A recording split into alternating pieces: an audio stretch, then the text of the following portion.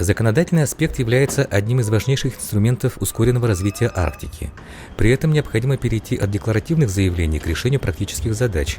Без этого, по мнению участников выездного заседания экспертного совета при Совете Федерации, состоявшемся в Якутске 26 июня, ситуация в крупнейшем макрорегионе может усугубиться.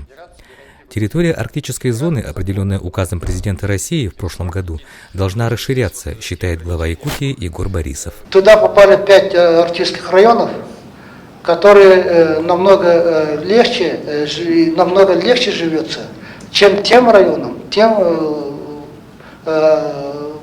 территориям, которые были за полярным кругом, но они были в глубине с точки зрения транспортного доступа.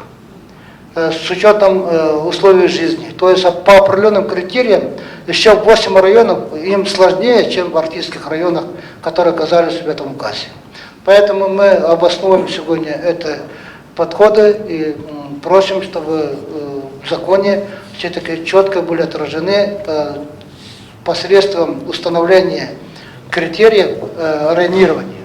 Во-вторых, как подчеркнул Егор Борисов, новый закон должен устранить противоречия, существующие сегодня в нормативно-правовой базе, регулирующей жизнедеятельность в Арктике.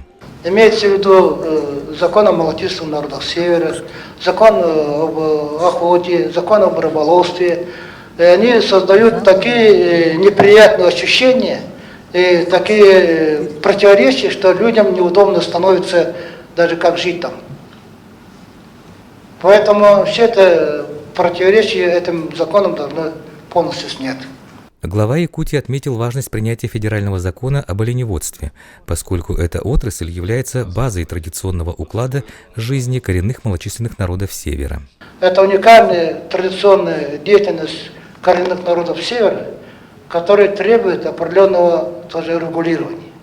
Но, к сожалению, механизмов таких региональных, которые мы имеем, они никак не вклиниваются. И те федеральные законы, которые вот я выше назвал, и сегодня напрашивается появление закона об оленеводстве в Российской Федерации.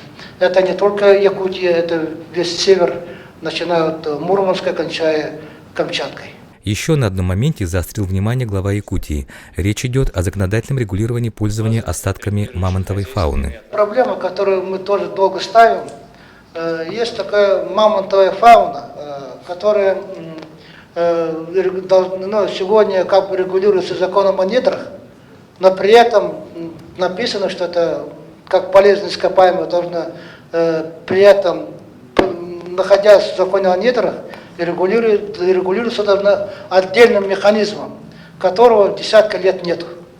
Никто не принимал этот механизм. В результате сегодня контрабандная добыча мамонтовой фауны развивается, много людей становятся преступниками, при определенных условиях могли бы стать хорошими бизнесменами, хорошими добытчиками, хорошими переработчиками. К сожалению, этого вопроса вообще не отрегулирован.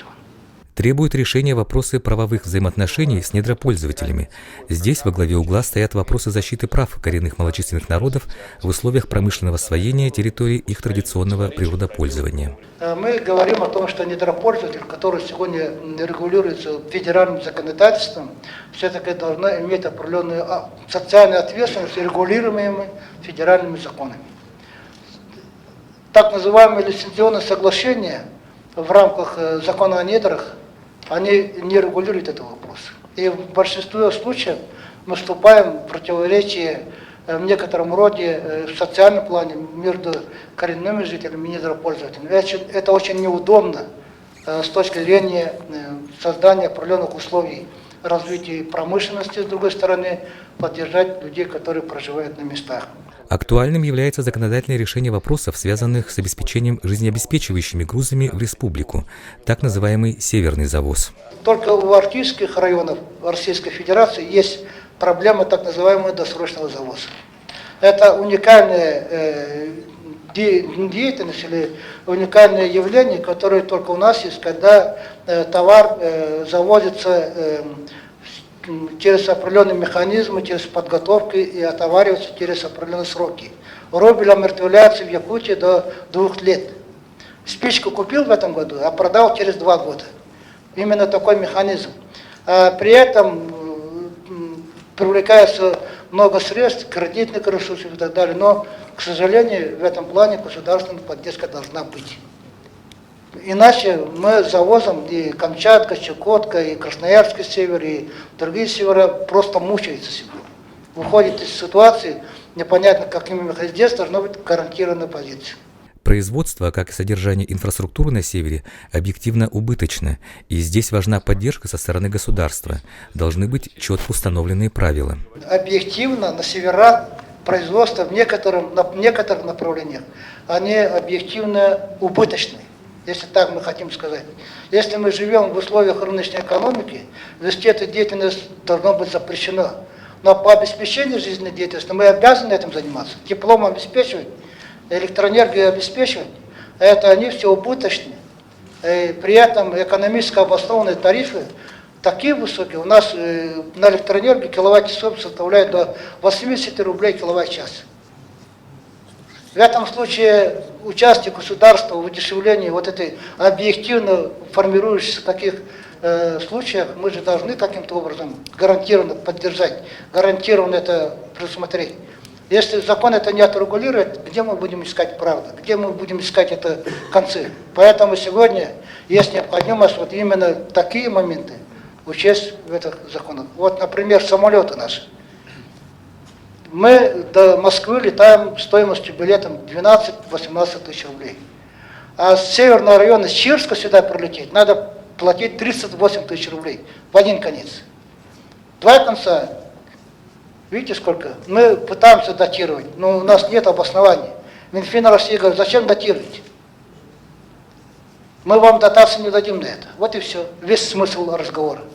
Поэтому вот в таких случаях нам необходима все-таки определенная какая-то поддержка.